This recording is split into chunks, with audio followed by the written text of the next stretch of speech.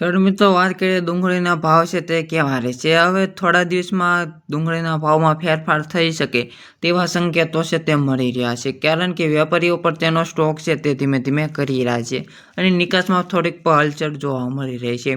સૌપ્રથમ આપણે વાત કરીએ મહત્વના બજાર ભાવ છે કે હાલ બજાર ભાવ છે તે કેવા છે.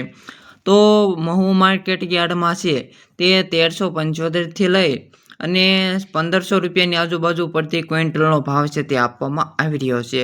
હવે વાત કરીએ ગોંડલ માર્કેટ યાર્ડમાં, તો 1450 રૂપિયાથી લઈ અને 1650ની આજુબાજુ પ્રતિ ક્વિન્ટલનો ભાવ છે તે આપવામાં આવી રહ્યો છે. હવે વાત કરીએ કે બજાર ભાવ વચ્ચે કે હજી દબાણમાં રહેશે.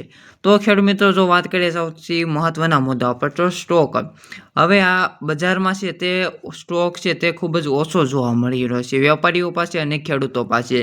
જો આવી જ રીતે આવક છે તે નિયંત્રણમાં રહે, એકંદરે આવક અને જાવક બંને નિયંત્રણમાં રહે, તો ડુંગળીના ભાવમાં છે તે 100 રૂપિયાથી લઈને 300 રૂપિયાનો પ્રતિ ક્વિન્ટલ સુધીનો વધારો છે તે જોવા મળી રહ્યો છે.